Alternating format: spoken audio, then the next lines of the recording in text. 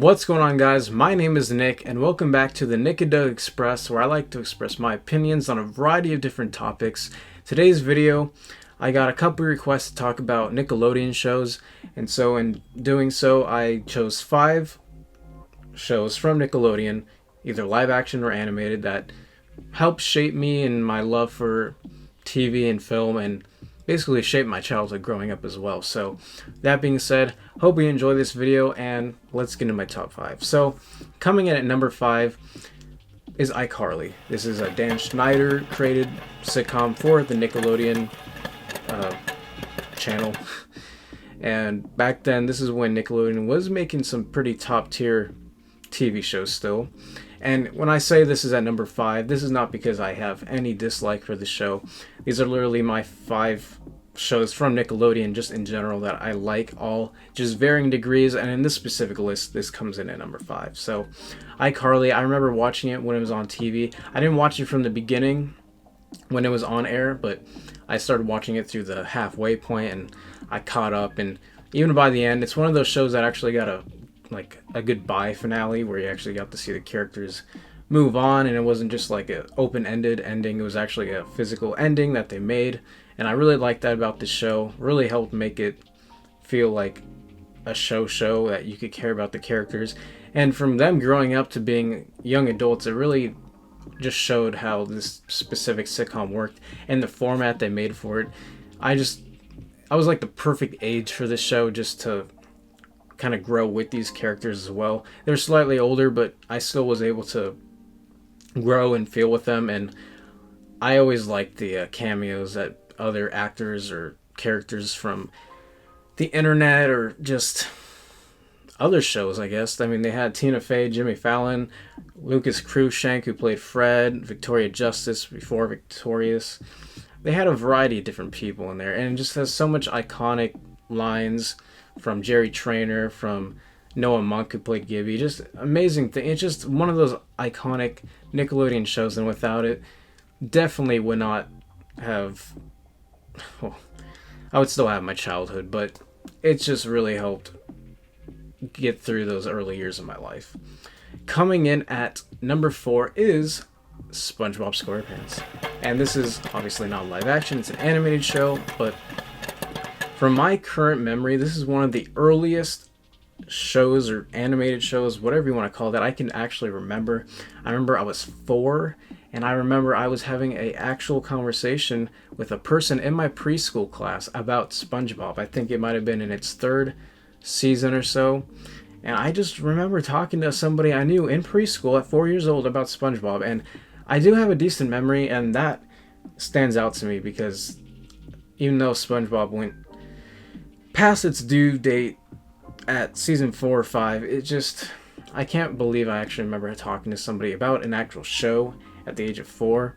And SpongeBob I've always loved. The movie is such a big trademark of my childhood, and those first 3 seasons really just solidified it as a young kid, and just that show growing up to me was just everything. I loved it. I loved the characters, the voice acting. Growing up, it still has gold, and I just love watching some of those earlier episodes sometimes and just seeing what I didn't understand as a kid, and just now as a young adult being able to actually get all these jokes and see where they were coming from, which the later seasons just totally don't do. Second movie of SpongeBob was okay. I'm glad Steven Hillenburg came back. Rest in peace. I'm glad he did some more work on SpongeBob, and I'm really interested in that 3rd movie they're making. I know the animation is different, but it looks like it has promise, and it might still be amazing, but I'm sure nothing's ever going to compare to that first SpongeBob movie, which is just top tier animated gold. Coming in at number 3 is The Fairly OddParents. And although this show has had way too many seasons, and I feel like it kind of deteriorated pretty fast, this was still another animated show that I watched so much growing up. The earlier, maybe the first 5 seasons the most. I watched, I think, past then, but there was a point where I just stopped caring. But I remember those earlier seasons, even like around the time I was 5, 6, after I was doing the whole SpongeBob thing. Still doing SpongeBob, but I remember Fairly OddParents was going, and I still a young kid. I didn't know like how things were made or anything, but I remember being in a electronics store. It's one that's out of business now. I can't think of the name. Nah, it's bugging me. I should have remembered the name. But I went to the store before they went out of business. Not Radio Shack. It was another one. And they had this Fairly Odd Parents cartridge that you could put into the fatter part of the Nintendo DS.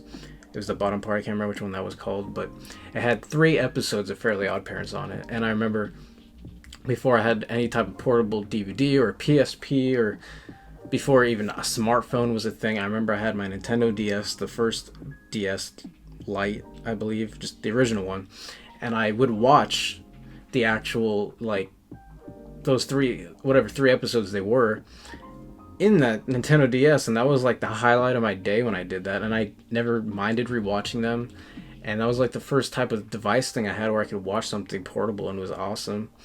And just, coming past those times and then rewatching them when I got a little bit older. I haven't watched it too much recently, or really at all, but going back to those early episodes, they're pretty good. Like, I wouldn't say they're just as good as SpongeBob, but they're pretty good, and they do have special humor in there. I feel like they could have done more with the concepts. I definitely think the first couple seasons do more with it than the later seasons eventually kind of outgrow, because Timmy never ages, and I don't even want to get into those live action sitcoms with Drake Bell, but whatever.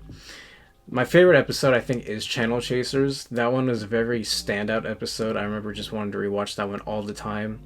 And it's just one of those shows that, without Fairly Odd Parents in that episode, it almost was like a good ending episode for me. Like, I could almost put that as the finale. And it's too good.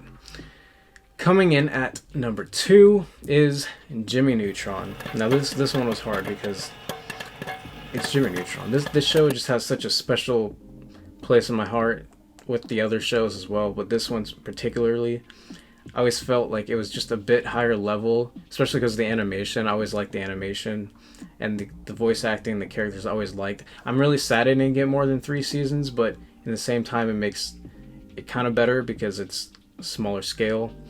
And I mean, it does have that movie made before, and I do like that movie, but I think the show is able to do more because it has more episodes and a little bit more character development. They do a lot with the show, given it being Nickelodeon, and I always liked the crossover with Timmy, Jimmy Power Hour. They did 3 of those. Those were like the highlight of my childhood. Those were god tier. Just being a kid during these times was such like an amazing thing, and I didn't have that many friends when all these shows were going on, so this is literally what I would go to for my time, because that's all I ever did back then. And being an only child, that's literally what consumed my life, which says a lot about why I'm making videos now, but that's another concept idea for a video. But Jimmy Neutron is just really thought-provoking when you think about it, just because of how many concepts and ideas they can pull off in this show. It's not like it goes too dark or it goes too much, but there's just a lot of standout episodes.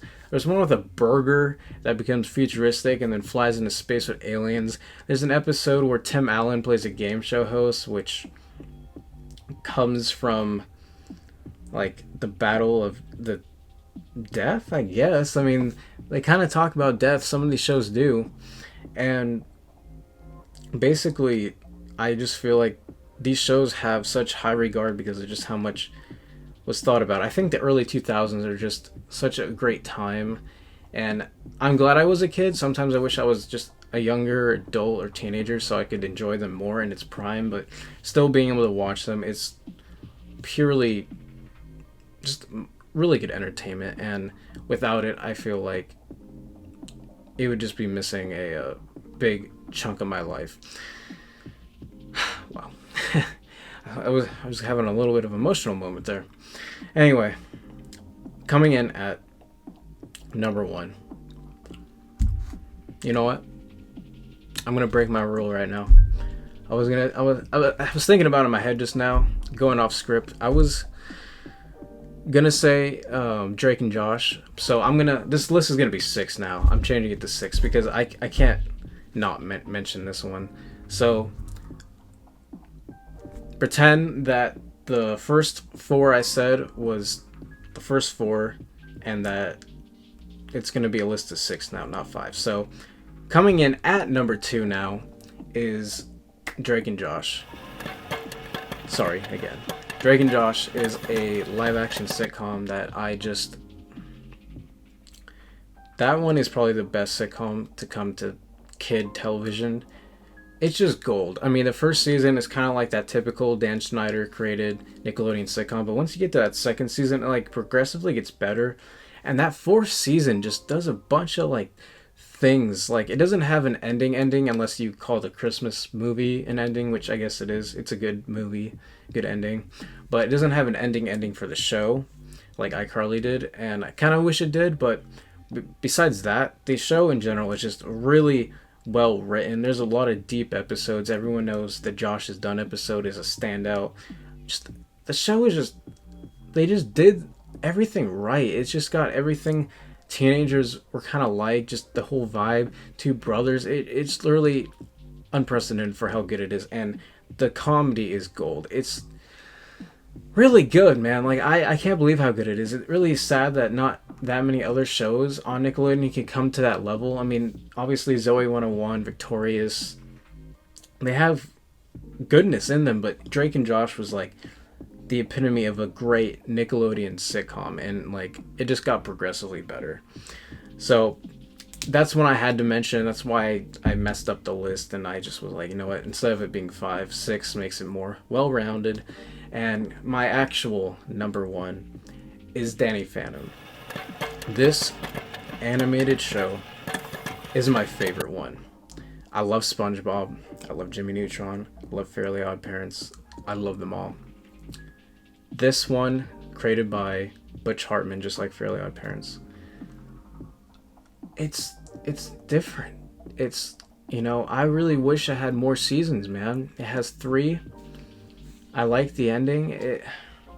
They could have done more. I mean, I guess I would rather have them do that than what they did with Fairly OddParents, but I watched that as a kid too. Same age, 5, 6, 4 to 7 was like the SpongeBob, Fairly OddParents, and Danny Phantom era. And like Danny Phantom, I remember just watching as a kid and thought it was insane. I was not scared, but I was a little sketched out when I first watched it. I just vividly remember watching a certain Danny Phantom episode and being like, wow, this is like amazing. And then at some point when I became in high school, I decided to rewatch it because I was like, I remember really liking this. It's a short show, and I think I remember really liking it. I want to see how it held up, and it held up really well. I mean, they do some things in there that are pretty dark for a kid show. I mean, I know like there's a lot of other shows that have done dark things, but this one surprised me. It has a lot of,